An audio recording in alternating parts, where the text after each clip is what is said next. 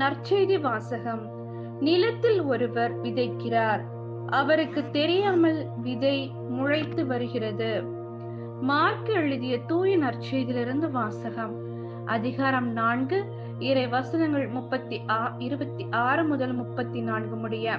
அக்காலத்தில் இயேசு கூட்டத்தை நோக்கி, இறையாட்சியை பின்வரும் நிகழ்ச்சிக்கு ஒப்பிடலாம். நிலத்தில் ஒருவர் விதைக்கிறார். அவர் எதுவுமே செய்யாமலே நாட்கள் நகர்ந்து செல்கின்றன. அவருக்கு தெரியாமல் விதை முளைத்து வளர்கிறது. முதலில் தளிர், பின்பு கதிர், அதன் பின் கதிர் நிறைய தானியம் என்று நிலம் தானாகவே விளைச்சல் அளிக்கிறது. பயிர் விளைந்ததும் அவர் அறிவாளோடு புறப்படுகிறார், ஏனெனில் அறுவடை காலம் வந்துவிட்டது என்று கூறினார். மேலும் அவர், இறையாட்சியை எதற்கு ஒப்பிடலாம் அல்லது எந்த உவமையால் அதை எடுத்துச் சொல்லலாம்? அது கடுகு விதைக்கு ஒப்பாகும்.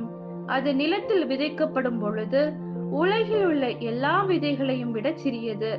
அது விதைக்கப்பட்ட பின் முளைத்தெழுந்து எல்லா செடிகளையும் விட பெரியதாகி வானத்து பறவைகள் அதன் நிழலில் தங்கக்கூடிய அளவுக்கு பெருங்கிளைகள் விடும் என்று கூறினார்.